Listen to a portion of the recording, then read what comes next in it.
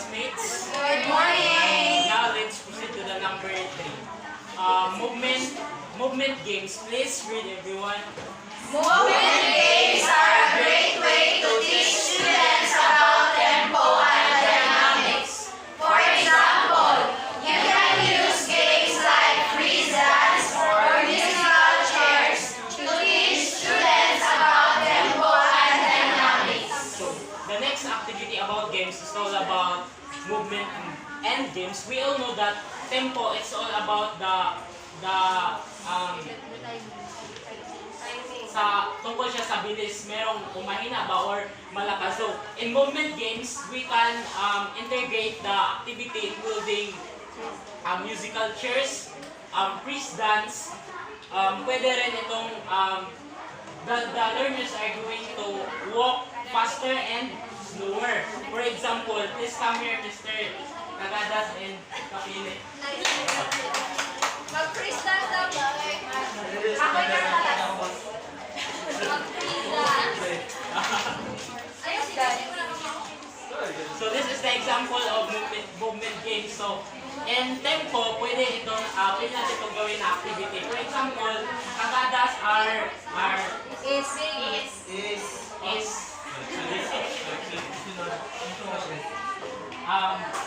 mag-walk ka ng faster. Please walk faster. And Mr. Kapili, please. Susunod na yun. Ay, oh. Dito ako, pre. Ako pastor ko, ikaw yun na yun. Faster ka, ikaw slower. 1, 2, 3, go! Babalik. Balik. Dahil siguro na slow mo, slowly. Okay, Thank you. by that activities, na-include na natin yung movement games kasi merong movement na ginagawa ng isang estudyante. Diba? Hindi na tayo mahihirapan sa pagtuturo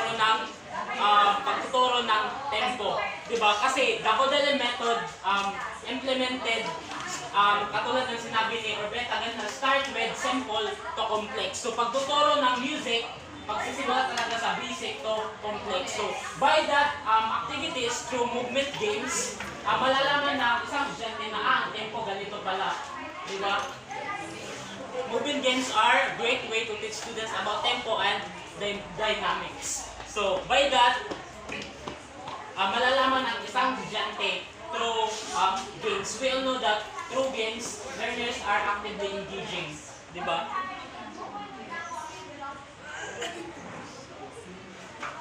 So number 4, ang number 4 hindi na-include dito. Ang number 4 is listening games. Diba? Listening games are using our hearing or the oral training. So after this, we are tackle about oral. So in listening games, for example, the teacher are going to play solfege. Diba? Solfege, then do, re, mi, fa, so. And using keyboard, the teacher are going to play K of C. Then the learners, makikinig sila at i-identify nila kung anong K yun. So ba yung C, D, at saka A. Those are the examples of listening games. Now let's proceed to number 5, instrument games. Please read, everyone. Instrument games are a fun way to teach students about different instruments and their sounds.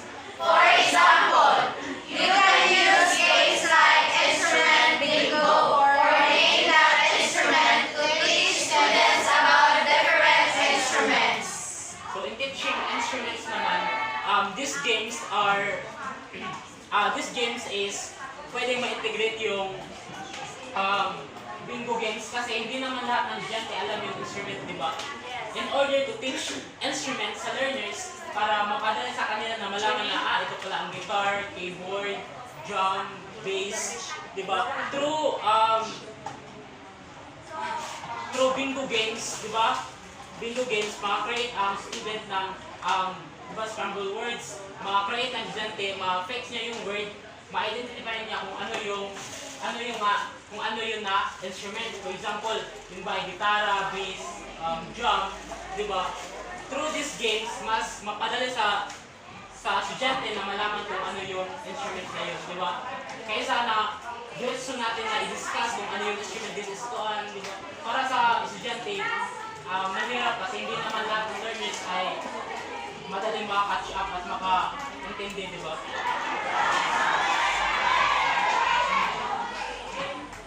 So in general, these games activities are just a few examples of how Kodaly method can be used to teach music.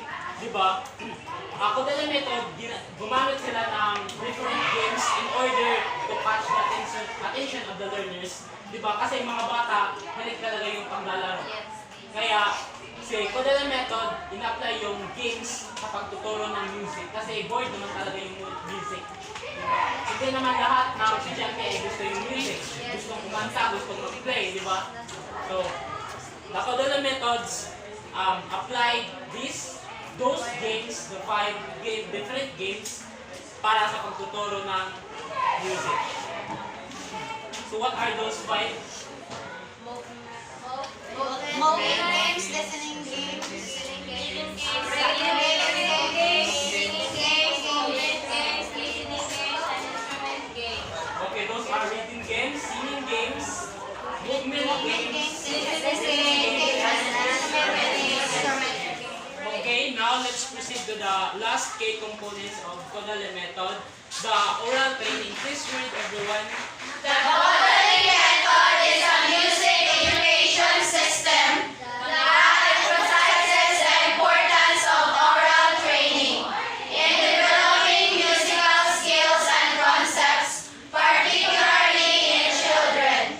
The method aims to develop the inner ear and ability to hear music in one's head, which is essential for musical development.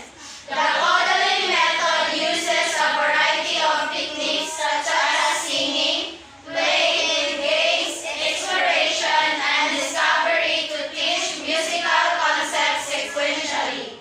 It also uses solfegging, the do-re-mi system, and hand signs to teach pitch and rhythm. So the oral training is the most important because oral training uses of inner ear. Diba? How oral training is important. For example, in giving instruction to the learners about sa games, kung anong games ang gagawin.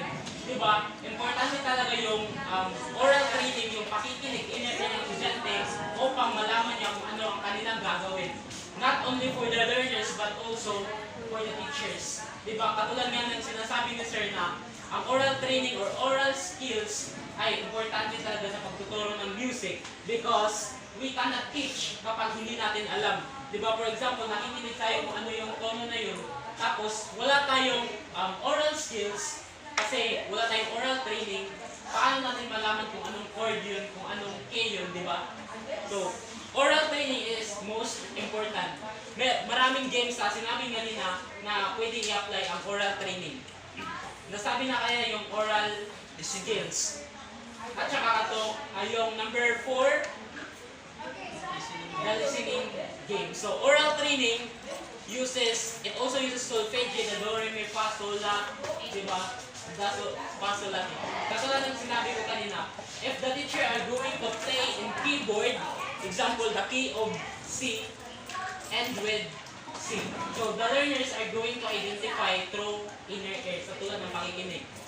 Mostly, yung mga composers before, mga musicians before, ay mas magagaling sila compare sa ngayon.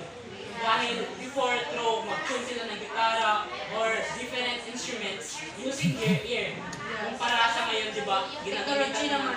Kaya naman, mas magaling yung musicians before kasi di ba, they are using their inner ear. Kumbaga, hindi sila gumagamit ng technology kumpara ngayon, kaya mas magaling yung mga musicians before. Meron tayong tinatawag na pag narinig nila yung kanta, madali lang nilang gayahin through zebra. Diba? Zebra lang nila ang gagawin. Through kanang listening lang. Alam na nila kaagad na, ito ay key of C. Through listening lang.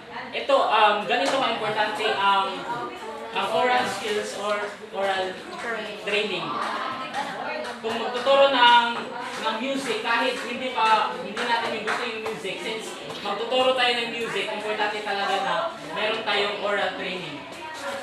Oral training and oral skills. So, in general, the Kodaly method use different games and activities in order to catch the attention of the learners. And also, the Kodaly method start with simple to complex. Kumbaga, magsisimula sa basic patungo sa complex or sa mahirap. Magsisimula ang pagtuturo ng music, use the Kodaly method, magsimula sa through games, ituturo kung ano yung mga characteristic ng mga instruments, kung anong subject ang turo mo sa music. Mag-start talaga sa basic through games lang, palaro-laro lang.